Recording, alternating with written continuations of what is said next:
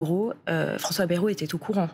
Oui, il y a une difficulté pour François Bayrou, c'est que non seulement le gendarme qui intervient le dit, l'avait dit à plusieurs reprises que François Bayrou non seulement avait connaissance du dossier, mais en plus est intervenu sur le plan judiciaire, c'est ce que lui prétend, et il a réaffirmé cette position lors d'une commission d'enquête, notamment sous serment, et s'il ment en commission d'enquête, il est victime de poursuites pénales. L'autre point aussi, c'est que le juge qui était en charge de cette affaire dit que François Bayrou connaissait l'affaire, mais lui ne confirme pas totalement le fait que François Bayrou soit intervenu. Mais en fait, le problème, c'est que François Bayrou intervienne ou pas. Le problème, c'est que vraisemblablement, en tout cas, ce sont ces deux personnes, et le juge et le magistrat, il aurait été mis au courant. Or, François Bayrou, depuis le début de l'affaire, dit qu'il n'était pas au courant et que c'est pour ça qu'il n'est pas intervenu, enfin en tout cas qu'il n'a pas dénoncé les mauvais agissements, les prétendus mauvais agissements de l'école. Non seulement sur les faits d'agression, également sur les faits d'agression sexuelle. Or, François Bayrou a un problème, c'est qu'il est intervenu dans le cadre de l'hémicycle en disant qu'il n'a jamais été au courant de cette affaire. Donc il a fait à peu près, en tout cas c'est ce que réclame Paul Vannier, le député de la France Insoumise, il aurait fait à peu près comme Jérôme Cahuzac, donc il aurait menti devant la représentation nationale, ce qui pourrait éventuellement lui faire perdre son poste dans le cadre soit d'une motion de censure, soit l'obliger à démissionner. Et François Bayrou n'a pas le choix, il maintient sa version des faits et il espère que lors de son prochain passage en commission d'enquête, donc c'est-à-dire le 14 mai, sa vérité éclatera, en tout cas c'est ce que lui prétend. Véronique, votre avis? Et le fait, justement, cette commission d'enquête parlementaire, François Bayrou, un peu tardivement.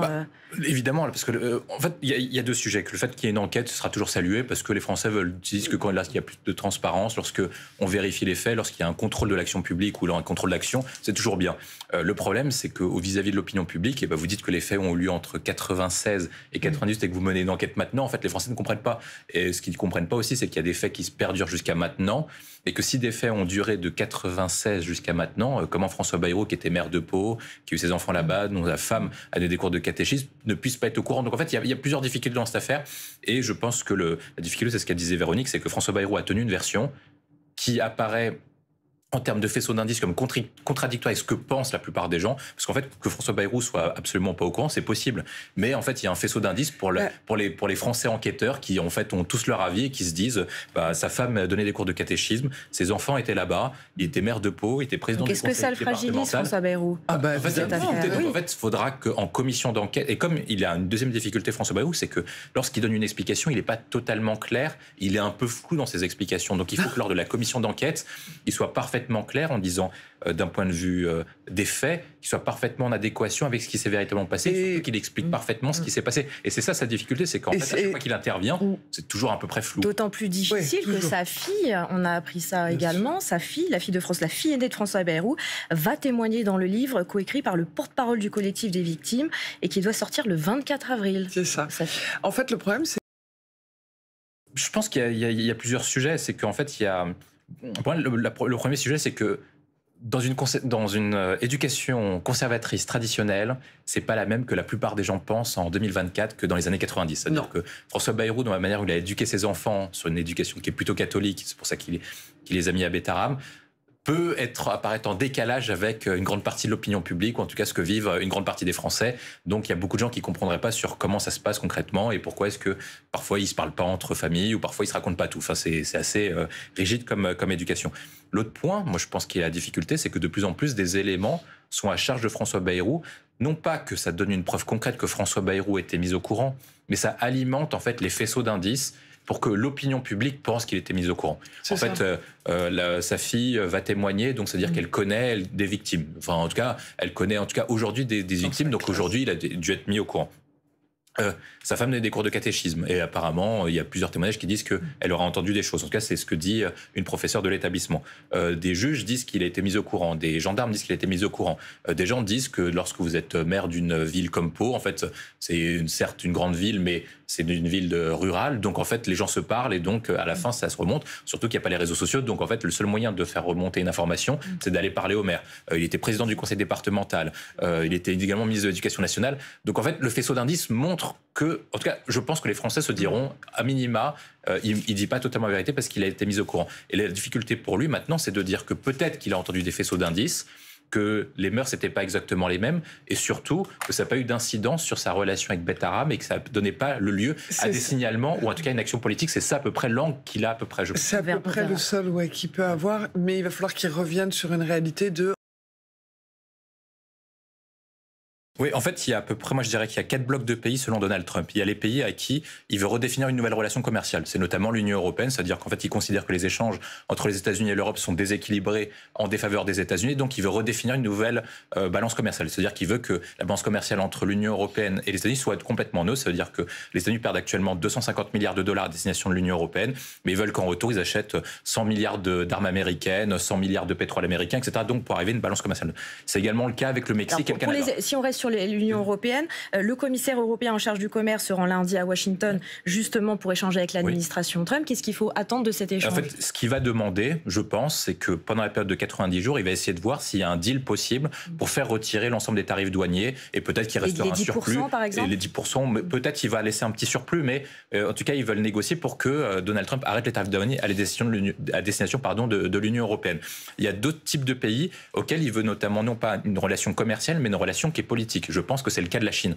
Parce qu'en fait, c'est le seul pays qui n'a pas bénéficié de cette pause tarifaire, notamment parce qu'en fait, le plan Donald Trump, Make America Great Again, le plan, c'est que la Chine ne batte pas les États-Unis d'ici 2040 et ne croise pas l'économie américaine pour devenir la première puissance mondiale. Donc ça, c'est un cas à part, notamment des objectifs politiques qui sont très forts, c'est-à-dire est-ce qu'il met une pression pour le cas de Taïwan, est-ce qu'il met une pression à l'égard de la Chine? Nous, la question, c'est qu'est-ce qu'on fait à l'égard de Donald Trump? La Chine a adopté une stratégie qui soit à peu près efficace. En fait, plutôt que cibler Jeff Bezos, Elon Musk, etc., en fait, ils ont ciblé les intérêts des électeurs américains. Donald Trump veut une baisse de la politique monétaire, en tout cas des taux directeurs. Donc, en fait, ce qu'a fait la Chine, c'est qu'ils ont vendu toutes leurs obligations du trésor de la dette américaine pour faire augmenter artificiellement les taux, pour mettre en difficulté Donald Trump. Deuxième point. Les électeurs de Donald Trump habitent dans le Texas et dans le Midwest, notamment c'est des agriculteurs et des champs pétroliers. Donc en fait, ils ont mis des tarifs douaniers très importants sur le pétrole et sur les produits agricoles. Donc qu'est-ce qu'ils ont fait concrètement? Ils ont ciblé les électeurs de Donald Trump, ceux qui ont voté pour lui, pour que ceux-là fasse une pression sur le président américain et l'oblige à revoir sa position pour éviter les conséquences sur son électorat. Et je pense que c'est à peu près ça la bonne stratégie, c'est que plutôt viser que les milliardaires qui n'ont pas forcément écoute de l'oreille de Donald Trump, c'est viser son cœur électoral parce qu'il ne tient que pour ça. Et quand c'est ce qui était d'ailleurs c'est ce qui a été étudié par les Européens, notamment, de s'attaquer au... Exactement, et ça, c'est, je pense, l'objectif européen. À la Silicon Valley, etc. Exactement, c'est-à-dire que faut viser les intérêts des électeurs de Donald Trump pour ensuite l'obliger à négocier, parce que de toute façon, la durée de la guerre commerciale aura un impact sur l'économie mondiale, et si la guerre commerciale dure trop longtemps, on sera tous en récession, donc les États-Unis seront perdants, l'Europe sera perdante et la Chine sera perdante. C'est pour ça que le président chinois appelle l'Union européenne à une réponse coordonnée pour obliger Donald Trump à revenir à la table des négociations. Il y a déjà des conséquences léger, je cite, des flux de la Chine qui pourraient, je recite, déséquilibrer notre marché. Oui, parce qu'en fait, la Chine... en fait, quand vous regardez, il y a déjà eu une guerre commerciale entre les États-Unis et la Chine en 2018. Ça aboutit à une réorientation de l'économie chinoise. Il faut quand même donner quelques chiffres. À l'époque, les déficits commerciaux des États-Unis à l'égard de la Chine étaient d'environ 600 milliards de dollars. Là, maintenant, c'est beaucoup moins, c'est plutôt 200 milliards de dollars de déficit commercial. C'est-à-dire que la Chine est moins dépendante de ses exportations envers les États-Unis. Par contre, ils ont réorienté leurs exportations, notamment pour passer vers l'Asie du Sud-Est, Laos, Cambodge, Vietnam, pour ensuite après les envoyer aux États-Unis, également vers l'Union européenne. Pourquoi? Parce qu'en fait, il y a un certain nombre de produits, parce que la Chine a également changé de modèle de production pour envoyer un certain nombre de produits, lesquels les voitures électriques, les panneaux photovoltaïques, etc. Donc c'est plus ce que pensent les gens, donc des chaussures et du textile uniquement. Donc ils ont changé de production. La difficulté qu'a l'Europe, c'est que maintenant ils sont pris en étau et face à la concurrence chinoise et également face à la concurrence américaine. Et là-dedans, on n'a pas forcément de réponse. C'est-à-dire que les États-Unis, mais même à l'époque de Biden, pratiquent une forme de protectionnisme à l'américaine et les Chinois subventionnent et donc pratiquent ce qu'on appelle une concurrence déloyale. Et nous n'avons pas forcément les outils et les armes nécessaires pour soutenir nos producteurs locaux et nationaux et européens pour faire face à cette concurrence déloyale et de la Chine et des États-Unis. C'est pour ça qu'Emmanuel Macron appelle à un réveil européen et surtout à un changement des règles européennes. Mais Emmanuel Macron continue de mettre la pression, notamment sur Washington. Il appelle à mobiliser tous les leviers disponibles, je le cite encore une fois.